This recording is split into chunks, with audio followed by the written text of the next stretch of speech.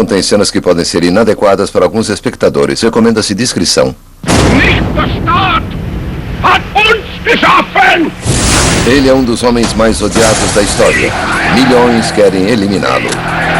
Ele foi provavelmente o homem mais perverso do mundo. Alguns agirão para pôr fim ao seu reinado de terror. Este plano tinha uma ótima chance de matar Hitler. Desde que se apropriou do poder até os dias finais do Terceiro Reich, novas pesquisas revelam que houve pelo menos 42 complôs para matar Adolf Hitler. Em última análise, era uma missão suicida. Quem eram estes pretensos assassinos? Ele devia ter nervos de aço. Quais eram seus métodos? E por que todos eles falharam? Refaremos os seus passos. Hitler estava em pé, bem aqui. Testaremos as armas. Detonar! E revelaremos novas e surpreendentes informações sobre estas tentativas audaciosas de mudar o curso da história.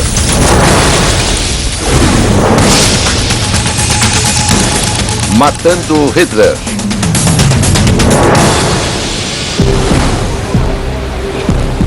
Novembro de 1923, 5 anos depois do final da Primeira Guerra Mundial, a Alemanha sofria as consequências de uma derrota humilhante. Com as dívidas da guerra surge uma hiperinflação debilitante. Um mero pedaço de pão poderia custar 400 bilhões de marcos alemães. O alemão precisava sentir orgulho de novo. Ele tinha sido humilhado durante muitos anos. E este é um povo muito orgulhoso. Eles queriam alguém que se levantasse e estabelecesse a Alemanha como uma nação entre as nações.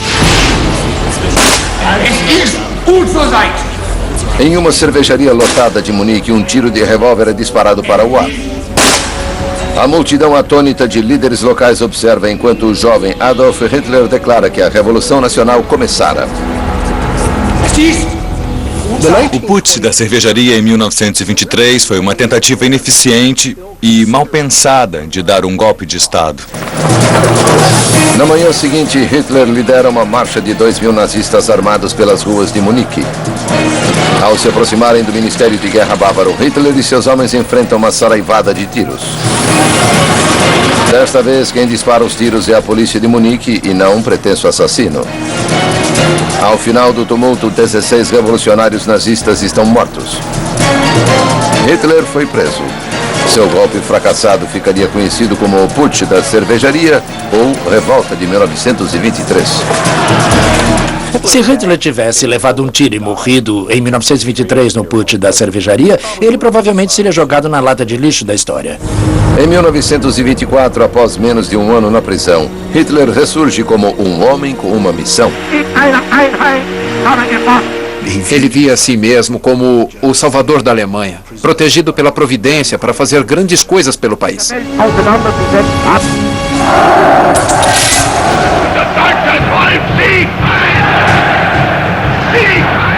No início dos anos 30, Adolf Hitler, com 42 anos, concorre à presidência da Alemanha. Ele prega intolerância racial e ideológica. Discursa contra os capitalistas, comunistas e não-arianos. Descreve os judeus como uma doença que deve ser erradicada. Muitos têm bons motivos para odiar Hitler. Para alguns, assassinato é a única opção.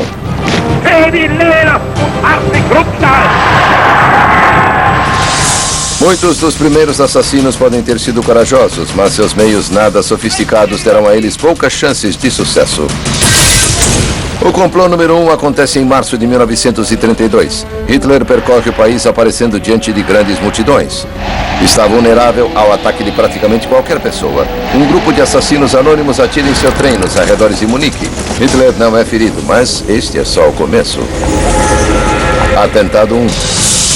Em junho, ele escapa por pouco do atentado número 2, uma emboscada armada perto de Stralsund. Um mês depois, ele sofre um leve arranhão na cabeça durante o atentado número 3, um ataque a seu carro em Nuremberg. Em janeiro de 1933, Hitler é nomeado chanceler da Alemanha.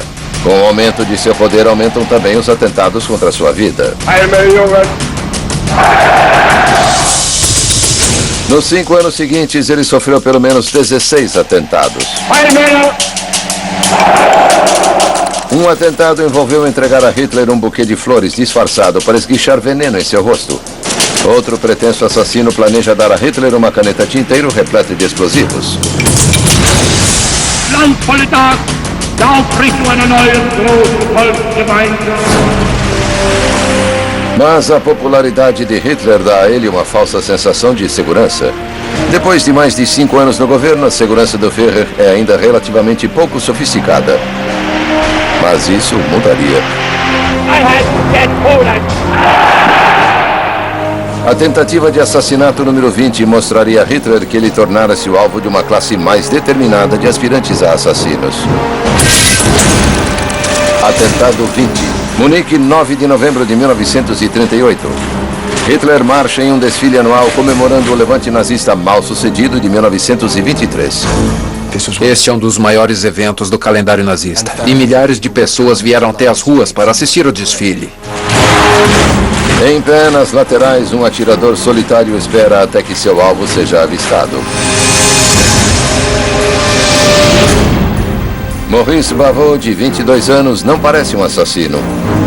Ele se matriculou em um seminário francês quando assumiu a missão de matar Hitler.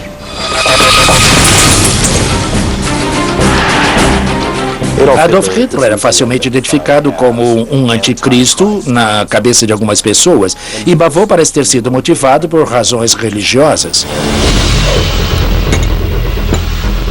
Bavot compra uma Schmeisser 635 semiautomática e começa a praticar sua pontaria nos bosques do subúrbio de Munique. Depois aproxima-se de seu alvo. O grande problema que qualquer assassino tinha em tentar matar Hitler era a questão do acesso. O desfile foi a melhor oportunidade que ele teve. Na manhã do desfile, Bavot encontra um lugar na primeira fileira da tribuna principal, perto da Igreja do Espírito Santo. Todas as pessoas naquele setor deveriam ter sido revistadas pelo menos uma vez, talvez 2 antes de serem admitidas naquela área. O desfile seguiria para o oeste na Rua Tal, em direção a Marienplatz. Quando passasse pela posição de Bavot, ele planejava atirar em Hitler das laterais. Mas quais eram as chances de Bavot acertar o alvo? Roger Morehouse é o autor do livro Matando Hitler, que detalha as várias tentativas de assassinato. O historiador John Gresham é um especialista em armas e segurança de VIPs. John, esse é exatamente o lugar por onde o desfile passou. Através daqueles arcos e marchando rua abaixo. Morehouse e Gresham estão refazendo o caminho do desfile de Hitler de 1938 para ajudar a determinar a viabilidade do plano de Bavot. John, este é o ponto. Bem aqui. Esta é a Igreja do Espírito Santo. Bavot teria ficado de pé bem aqui. Primeiro, eles calculam a distância entre Bavot e Hitler quando o desfile passou pela posição de Bavot. Roger, me diga a que distância você acha que estavam? Olha, eu acho, John... Eu acho que Hitler devia estar mais ou menos aqui. O que deve dar uns 7,5 metros. Armas pequenas como a Schmeisser são projetadas para uso a curta distância. Será que Bavot conseguiria atingir com segurança um alvo a 7,5 metros? Esta é a pistola automática Schmeisser 6.35. O especialista em armas Greg Martin dirige uma das mais importantes firmas de leilão de armas de fogo antigas do mundo. Eu entendo porque Bavot escolheu esta arma. Você pode quase segurá-la na palma da mão sem que ninguém veja. Martin faz um teste para determinar a precisão dessa arma a 7,5 metros. Eu quero sacar a arma, dispará-la e não ter que parar e mirar, mas quero poder apontá-la para uma direção e ter uma certeza relativa de que vou acertar. Os tiros fugiram um pouco do alvo, mas o erro é consistente. Esta arma atira para cima e para a esquerda, então você compensa isso mirando a arma um pouco mais para baixo e para a direita. Depois que Martin aprende a compensar, os tiros são certeiros. Ela pode com certeza atingir um alvo humano a 7,5 metros. Mas mesmo que Bavot acertasse o alvo, será que o calibre da bala dessa arma tem o poder de matar? Martin usa um cubo de gel balístico para simular o dorso humano. Esta camisa, a camiseta e o casaco de lã simulam as camadas de roupa que Hitler usava no desfile.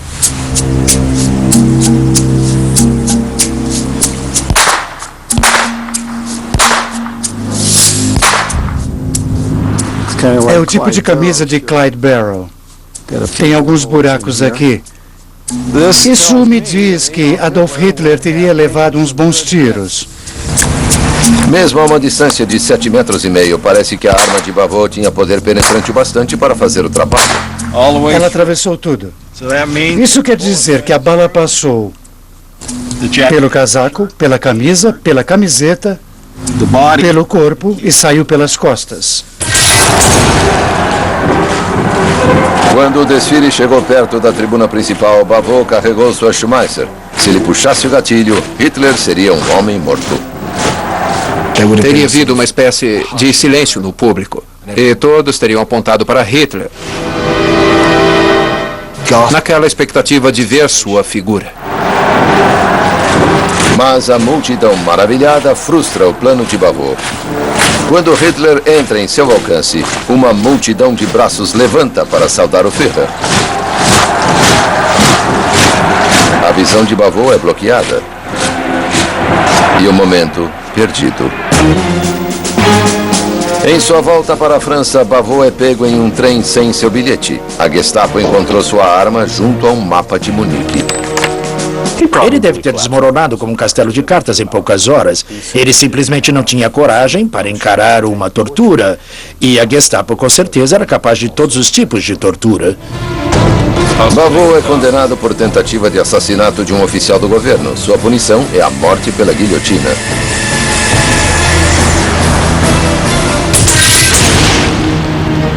Hitler considera ter escapado do atentado mal sucedido por um triz.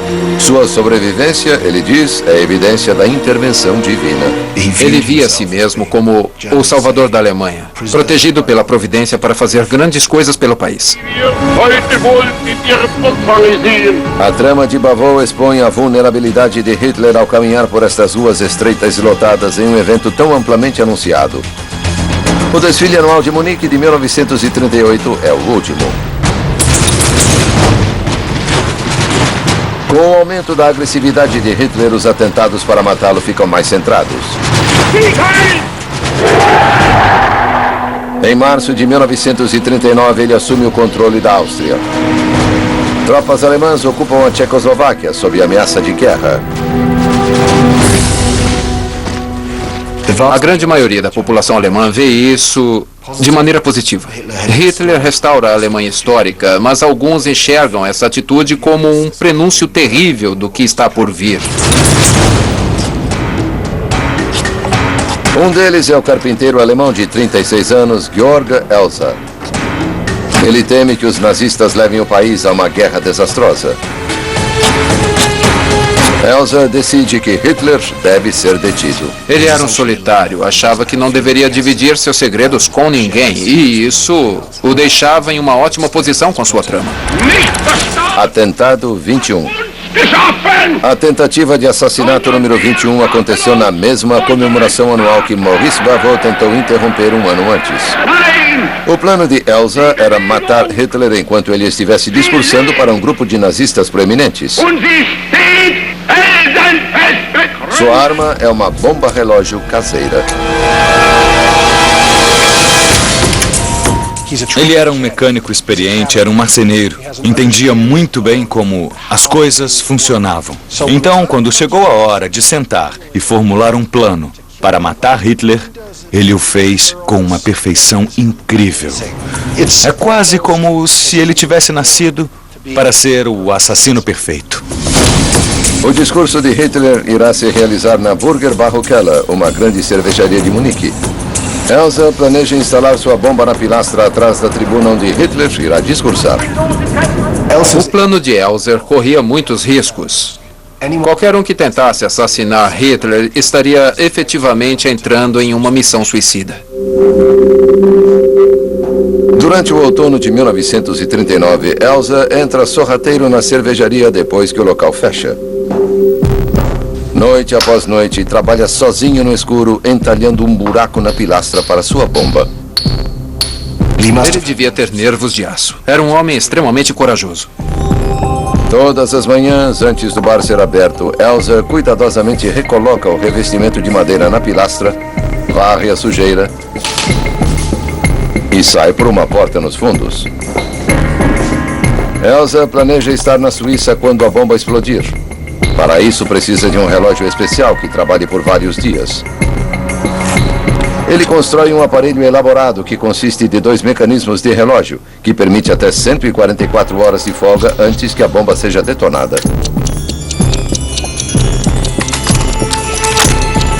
Ele fecha o relógio em uma caixa de cortiça para abafar o tic-tac. O relógio que ele construiu era uma maravilha. Até mesmo hoje, seria considerado uma obra de arte. Mesmo que o relógio funcionasse perfeitamente, será que a bomba de Elsa seria poderosa o suficiente para matar Hitler? À procura de respostas, o autor Roger Moorhouse e o especialista em armas John Gresham vão a Berlim, lar dos arquivos nacionais alemães. Aqui, entre as estantes de arquivos do governo da era nazista, eles encontram documentos que ajudam a entender a tentativa de Elsa de matar Hitler. O que temos aqui é o arquivo da Gestapo do interrogatório de Elsa. Sabemos que ele chegou à cidade com 50 quilos de vários tipos de explosivos. Se ele tinha 50 quilos de explosivos, ele usaria cada um deles para criar o máximo de estrago e morte dentro do salão. Após mais de 2 meses de trabalho duro, Elsa finalmente instala sua bomba na pilastra da cervejaria. Na noite de 5 de novembro de 1939, ele ajusta o relógio para detonar 3 noites depois, às 9h20 da noite, bem no meio do discurso de Hitler. Quando a contagem regressiva da bomba inicia, Elsa parte para a Suíça. 8 de novembro de 1939, Hitler sobe à tribuna perante uma multidão de 3.000 partidários nazistas. Na pilastra, atrás desta bandeira nazista, a bomba relógio de Elsa continua em funcionamento. Mas Hitler faz uma mudança de última hora e começa seu discurso às 8 horas da noite em vez das 9 horas. A bomba de Elsa seria detonada às 9h20 da noite, 1h20 minutos mais tarde. A pergunta é, o discurso de Hitler duraria até lá? O discurso de Hitler era quase todo sobre a deficiência histórica dos britânicos sobre sua falta de talento e incompetência. Hitler fala cerca de 1 hora. Depois vai imediatamente para a estação de trem. 13 minutos depois, a bomba de Elsa explode exatamente como planejado. Com a destruição da pilastra, o mezanino e o teto do salão vêm abaixo. A tribuna e as mesas da primeira fileira ficaram destruídas. Das quase 100 pessoas que continuaram no salão, mais de 60 estão feridas e 8 estão mortas. Se Hitler tivesse feito um de seus discursos de 3 horas, com certeza teria sido morto. Minutos depois da explosão da cervejaria, Elsa é preso na fronteira com a Suíça. Os guardas alemães da fronteira encontram suas ferramentas, desenhos da bomba e um cartão postal da cervejaria. No final, ele confessou. Mas àquela altura, acho que ele começou a se sentir orgulhoso do que quase conseguiu. Elsa fica presa em Dachau, onde acaba sendo executado. Auf Wiedersehen. O quase sucesso de Elsa é um alerta para o regime de segurança de Hitler. Os eventos passaram a ter maior vigilância e prisões preventivas são feitas antes dos eventos públicos. As autoridades controlam com mais rigor as compras de explosivos. Mas assassinos solitários como Elsa não foram as únicas ameaças que o Führer enfrentou. Um plano para explodir o avião de Hitler no ar foi tramado entre seus próprios oficiais.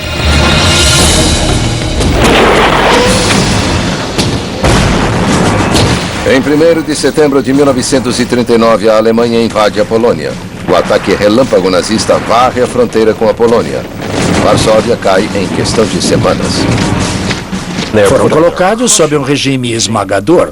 A Polônia estava desmembrada. Qualquer um que olhasse torto para um alemão estava sujeito a execução instantânea. Milhões de pessoas morreram. A resistência polonesa tem um bom motivo para contra-atacar. No início de outubro, eles formaram o 22º complô para matar Adolf Hitler. Atentado 22. Os poloneses plantam 500 quilos de TNT sob um cruzamento principal, antes do passeio de Hitler pela Varsóvia ocupada. Mas quando o carro do Führer passa, inexplicavelmente os explosivos não detonam. Atentado 23. Mais de 2 anos e meio depois, um ousado ataque ao trem de Hitler também falha. Hitler sabia que a Polônia era um lugar muito perigoso para ele. Muitas pessoas lá não gostavam dele. Depois de conquistar a Polônia, Hitler lança uma invasão maciça à União Soviética. O ataque alemão dizima as defesas soviéticas, fazendo exércitos inteiros como prisioneiros. Esta agressão aviltante alimenta o desejo de Stalin de eliminar seu arqui-inimigo. Ao todo, os soviéticos armaram pelo menos 3 planos diferentes para matar Hitler. Atentados 24, 25 e 26. O plano número 26 envolve uma sedutora atriz russa do cinema alemão chamada Olga Tchitchkova. Quando surgem boatos de que Hitler e ela estão romanticamente envolvidos, a polícia secreta soviética pressiona a atriz russa a apresentar Hitler a 2 assassinos disfarçados. Esse é um dos planos mais ridículos de assassinato de Hitler. Hitler não tinha um relacionamento muito sério com Olga Tchitchkova. Não daria certo. Atentado 27. Assim como poloneses e soviéticos, os britânicos têm seu plano, chamado Operação Foxley. Documentos tornados públicos recentemente revelam que os atiradores britânicos tinham a intenção de matar o Führer em sua casa nos Alpes. Os britânicos acabaram abandonando a operação, temendo uma retaliação. Era bem possível que dentro da própria Alemanha, Hitler se tornasse um mártir. Com o avanço da guerra, o aumento da segurança de Hitler reduz sua exposição à maioria dos pretensos assassinos. As aparições em público agora são controladas severamente e Hitler tem pouco contato pessoal fora de seu círculo de nazistas confiáveis e conselheiros militares. De fato, na primavera de 1943, a ameaça mais séria à vida de Hitler vem de um oficial sob seu comando.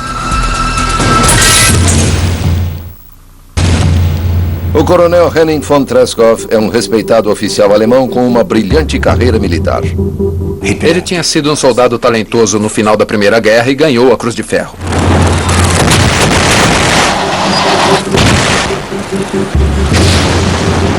Com base na sede do Grupo do Exército Central próxima à Frente Oriental, o coronel Treschow está ciente do existente genocídio nazista. Vilarejos inteiros eram destruídos. Literalmente, milhares e milhares de judeus eram simplesmente mortos e jogados em valas, e isso era uma coisa que o perturbava profundamente.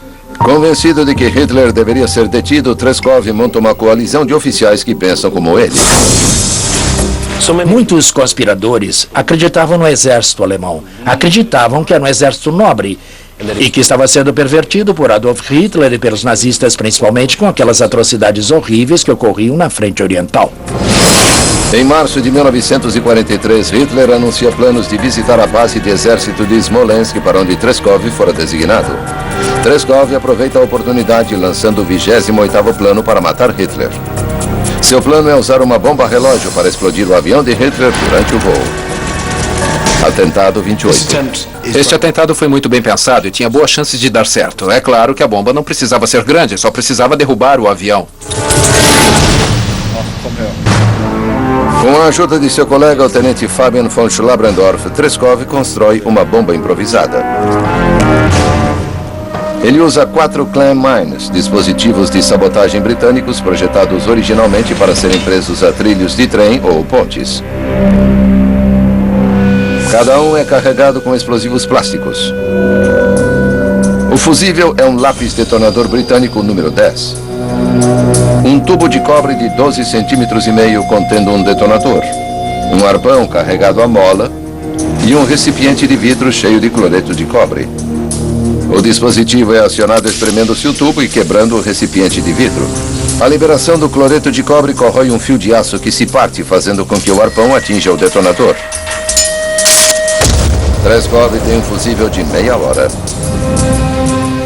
Se detonasse, teria partido aquele avião em pedaços e mataria todos a bordo. O maior desafio é colocar a bomba a bordo do avião particular de Hitler. Mas Treschow tem um plano.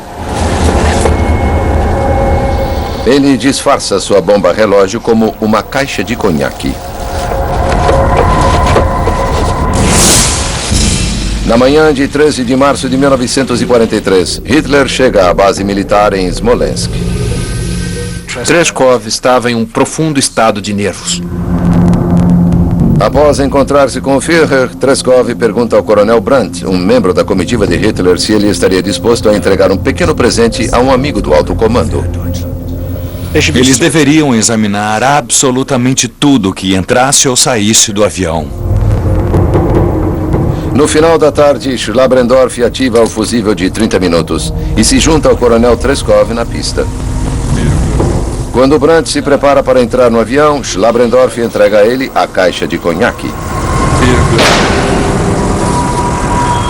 Momentos mais tarde, o avião de Hitler desaparece nas nuvens.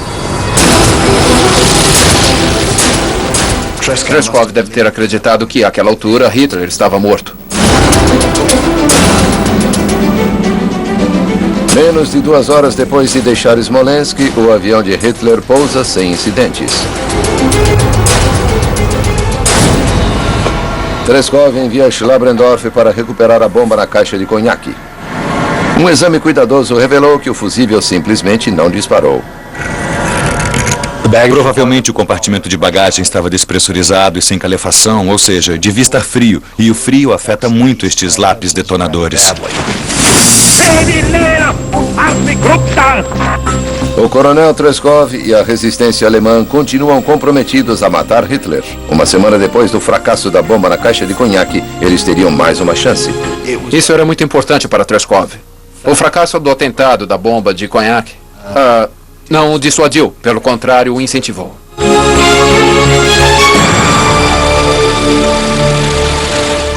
Treskov fica sabendo que Hitler visitaria uma amostra de armamento soviético apreendido no arsenal de Zeughaus, em Berlim. Um dos co-conspiradores de Treskov, o coronel Rudolf von Gersdorff, é o guia de Hitler. Foi uma medida desesperada. Não tinham muitas oportunidades e, quando viam uma, tinham que fazer dar certo. Atentado 29. Gersdorff recupera os dispositivos da bomba que falhou e coloca-os num fusível de 10 minutos. A parte difícil é colocar a bomba dentro de uma distância que mate Hitler. O autor Roger Moorhouse e o especialista em segurança John Gresham vão para o Zeughaus, em Berlim. Eles querem ver em primeira mão os desafios da missão de Gersdorff. Tem 2 escadarias nas laterais. As suntuosas escadarias foram removidas. Foi aqui que ele fez o discurso. Fora isso, o prédio é basicamente o mesmo desde 1943. Esta é a ponta direita do salão. Tinha um enorme mezanino lá em cima e 2 escadarias suntuosas descendo dos 2 lados. A plataforma era aqui, e aqui ficava a tribuna. Este é o local onde Hitler fez o discurso, bem aqui. Inicialmente, Gersdorff considera plantar a bomba aqui, dentro da tribuna. Ele se deparou com o problema que eram as medidas de segurança. Depois do atentado de Auschwitz em 1939, a segurança foi tão intensificada que ele sabia que esta área seria revistada e ele não pode colocá-la com segurança na tribuna.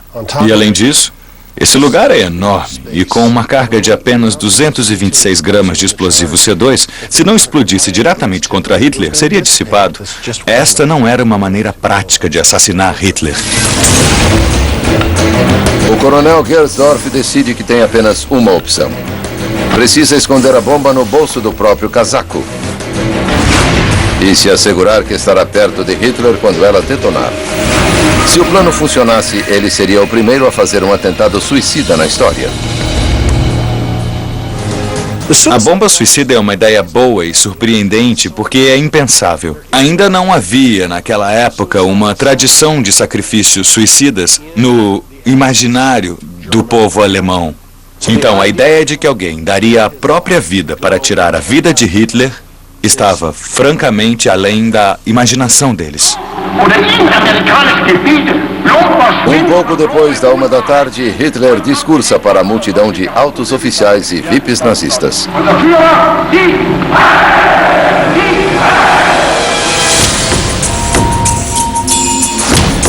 Quando o discurso acaba, Gersdorff saúda o Führer e coloca a mão no bolso para ativar a bomba. Não dá nem para imaginar o que passou pela cabeça dele. Mas eu acho que ele estava feliz de conseguir levar a termo a missão que em sua mente estaria libertando a Alemanha de um tirano. Gersdorff fica o mais próximo possível do Führer enquanto o guia pela mostra. O compromisso estava marcado para durar meia hora. Mas Hitler parece distraído. Depois de alguns minutos, ele desaparece por uma porta lateral. Hitler deve ter sentido a ansiedade de Gersdorff, deve ter sentido seu nervosismo. Deve ser difícil agir normalmente quando se sabe que vai explodir em 10 minutos. Depois que Hitler deixa o local, Gersdorff sai despercebido para desativar a bomba. Embora os planos da bomba na caixa de conhaque de suicídio tenham falhado, a resistência alemã continua tentando. Na primavera de 1944, os próprios oficiais de Hitler arquitetam pelo menos 4 planos para matá-lo a tiros, 6 para explodi-lo e 1 para arranjar um suposto acidente fatal. Atentado 40. 6 de junho de 1944, dia D. Uma força aliada de mais de 150 mil componentes chega às praias da Normandia, estabelecendo uma posição segura na Europa Ocidental. No outono, Paris é libertada e os aliados seguem em direção à Alemanha. Enquanto isso, campos de concentração nazistas como Auschwitz operam em sua capacidade quase total. Aqueles que esperavam deter Hitler começam a ficar desesperados.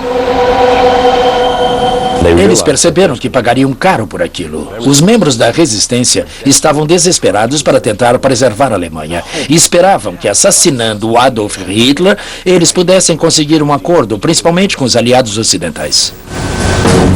No verão de 1944, o coronel Klaus von Stauffenberg é um jovem oficial ilustre com um histórico de guerra brilhante. Ele havia apoiado o movimento nazista no início, mas as notícias da brutalidade do regime o convencem de que Hitler deve ser eliminado.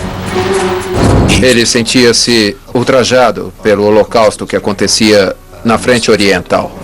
Stauffenberg quase fora morto no norte da África um ano antes. Ele perdera um olho, a mão direita e 2 dedos esquerdos, mas ganhou uma grande determinação. Stauffenberg sofreu ferimentos sérios no norte da África em 43. Ele voltou, mas não achava que sobreviveria. Na verdade, ele volta inválido para Berlim. Deve ter sido nessa hora que ele disse para si mesmo que naquela era a hora de fazer alguma coisa. O destino havia chamado sua atenção e aquela era a hora ideal para ele agir. Stauffenberg fica encarregado de gerenciar a Operação Valkyria, o plano do exército alemão para manter a ordem e a segurança de locais-chave no caso de intranquilidade doméstica. Era uma posição que ele poderia usar facilmente a seu favor, usando a Operação Valkyria para estabilizar o país após um golpe bem-sucedido. Era a maneira perfeita de tomar a Alemanha depois de um assassinato. Eles tinham os homens prontos, tinham os planos prontos. É uma espécie de espião dentro de um plano estabelecido.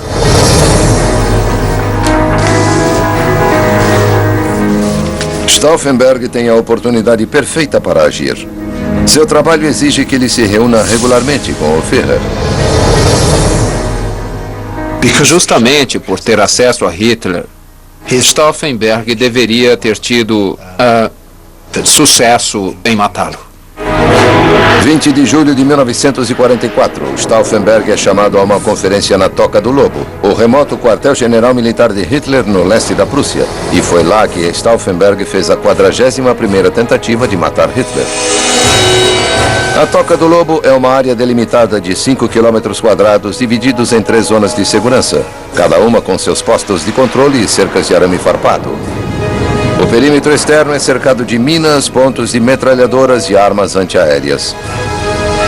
A área interior, fortemente controlada, onde Hitler reside, possui várias construções extras e abrigos de concreto maciço. As paredes do abrigo particular de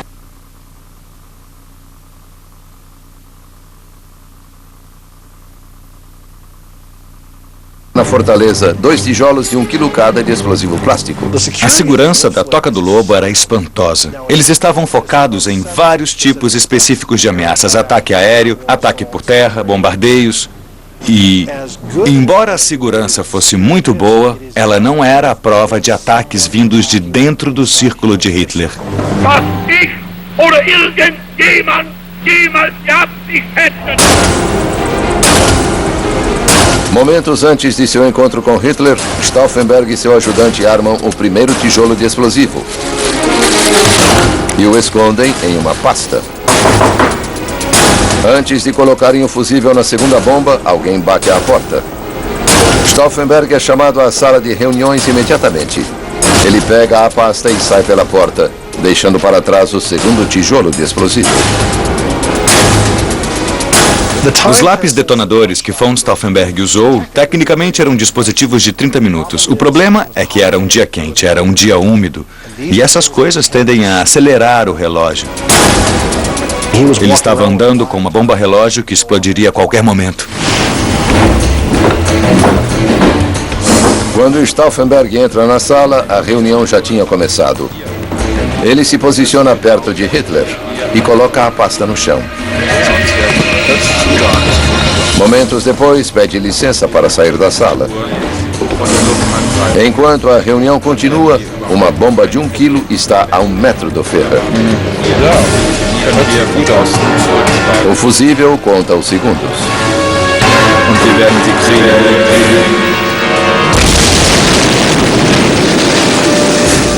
Enquanto a fumaça se dissipa, Stauffenberg segue para Berlim para ajudar a gerenciar a transição do governo.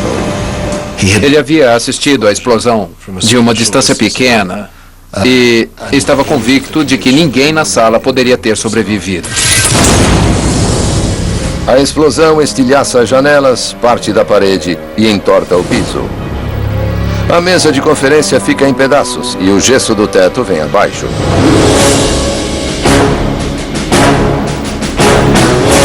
Dos mais de 20 homens na sala, 4 ficam fatalmente feridos, mas Hitler emerge com ferimentos relativamente pequenos. Depois daquilo, ele começou a ver sua sobrevivência como mais uma evidência da intervenção divina. Como ele explicou para o seu médico, ele disse: sou imortal, sou invulnerável. Se não foi o destino, então por que Hitler conseguiu sobreviver a esta explosão poderosa?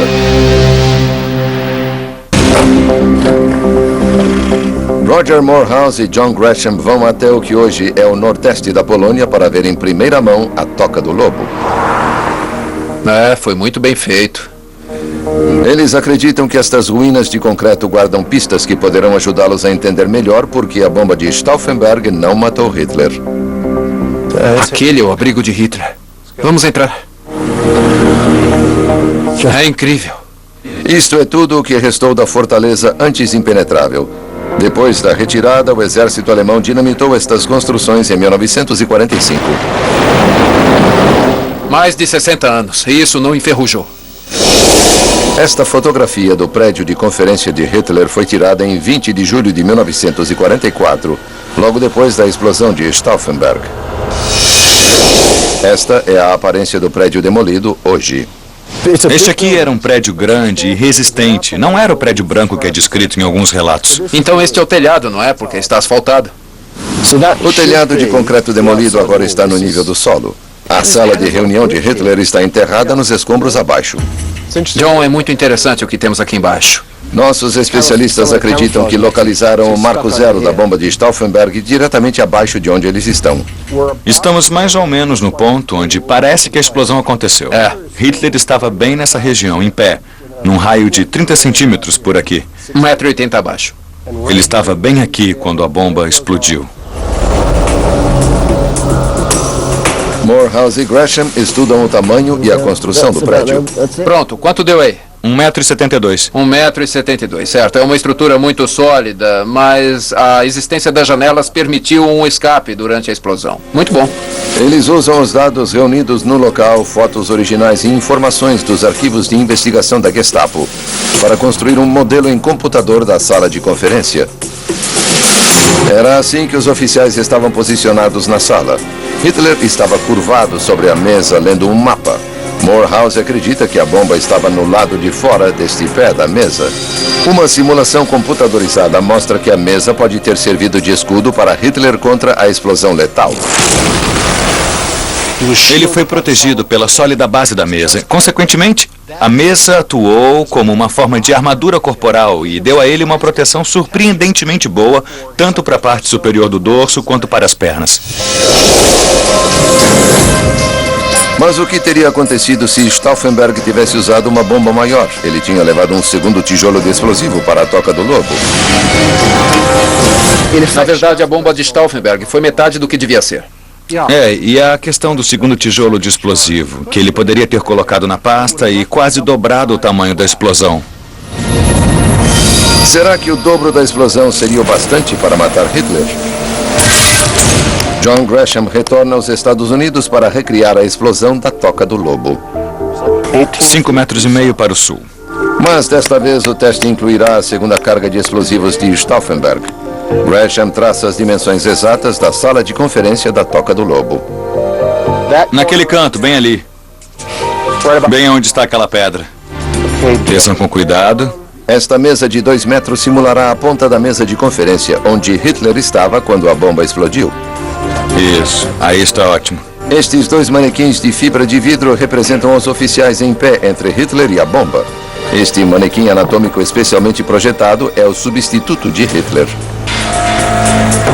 O boneco pode ser preenchido com um fluido viscoso, neste caso sorvete derretido, para acrescentar peso corporal e simular o sangue. O paramédico Jim Morrissey examinará o manequim de Hitler depois da explosão, para determinar se os ferimentos são fatais. Baseado na densidade do plástico e também no líquido dentro dele, teremos uma boa representação do que aconteceria a um humano durante essa explosão. O ex-técnico em bombas do FBI, Frank Doyle, reconstruirá a bomba de Stauffenberg usando 907 gramas de explosivos plásticos C4. Isso é exatamente o que ele tinha no dia 20 de julho e que detonou naquela sala. Correto. Mas o que aconteceria se Stauffenberg tivesse incluído a segunda carga de explosivos? Doyle colocou outra carga de 907 gramas de C4 na pasta. Isso duplicaria o tamanho da bomba, o que significa que ela seria muito grande. Vai ser uma explosão enorme. A bomba é ligada a um fusível eletrônico e colocada na posição do lado de fora do pé da mesa. 6 câmeras operadas por controle remoto são montadas para gravar cada detalhe da explosão. Com tudo pronto, a equipe abriga-se a 137 metros da zona de explosão. Câmeras gravando. Detonar! Fogo!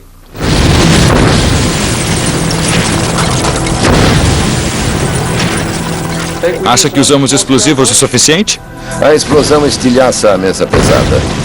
Hitler é envolvido por lascas de madeira e fragmentos e é lançado a mais de 4,5 metros. Eu acho que aquela carga extra ajudou. A cena após a explosão lembra de uma zona de guerra. Para Hitler, parece ter sido fatal. O efeito do choque teria desintegrado os pulmões dele. Ele perdeu muito fluido interno, está vazando. Eu vou virá-lo para vermos o que temos nas costas. Nossa, olha só. Está vazando por toda parte e da parte de cima do fêmur também. Esse é claramente um ferimento fatal. As pernas já seriam despedaçadas, a parte superior do dorso levaria a golpes fatais múltiplos e graves. Não haveria como sobreviver a estes ferimentos. O teste mostra que com a segunda carga acrescentada, a bomba de Stauffenberg teria sido capaz de matar Hitler. Mas mesmo que Stauffenberg tivesse tido sucesso, o curso da história teria mudado. A guerra já estava tão avançada que ela teria que seguir seu curso àquela altura. Em julho de 1944, a Alemanha já havia trilhado boa parte do caminho da destruição. Bom, Hitler provavelmente teria sido sucedido por uma combinação de Himmlers, Bormanns e Goebbels, o que é um prospecto ruim. Quanto a Stauffenberg, quando sua bomba não consegue matar Hitler, o golpe é desvendado e os conspiradores presos. Antes da meia-noite, ele enfrenta um pelotão de fuzilamento em Berlim. Na primavera de 1945, a guerra fecha o cerco sobre o Terceiro Reich. Enquanto as forças aliadas seguem em direção a Berlim, Hitler ordena que as infraestruturas alemãs sejam demolidas, deixando apenas escombros queimados para o inimigo que avança. Hitler queria lutar até a última bala. Ele queria ter certeza de que não haveria um único tijolo de prédio em pé para que os aliados ocupassem. Ele queria destruir a Alemanha por completo. O ministro de Armamentos Albert Speer, um membro da elite do círculo de confiança de Hitler, fica alarmado com a política destrutiva. Ele se volta contra o Führer e planeja o último complô conhecido, Atentado 42. Speer conspira para colocar gás venenoso no abrigo de Hitler em Berlim através de uma passagem de ar, mas abandona o plano no final. Sua lealdade a Hitler é grande demais. Ainda havia aquele carisma que impediu Speer de seguir em frente. Berlim, 30 de abril de 1945. Enquanto a artilharia soviética atinge a chancelaria do Reich, Hitler recolhe-se a seu abrigo, 7,5 metros abaixo do solo.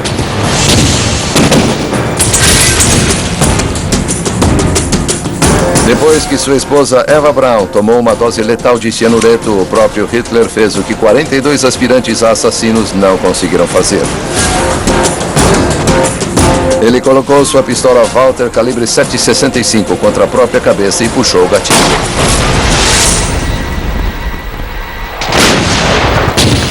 Ele sabia que estava tudo desmoronando. Ele não queria ser objeto de escárnio, não queria ser exibido pelas ruas. Ele preferia cometer suicídio e acabar com tudo a ter que passar por um julgamento.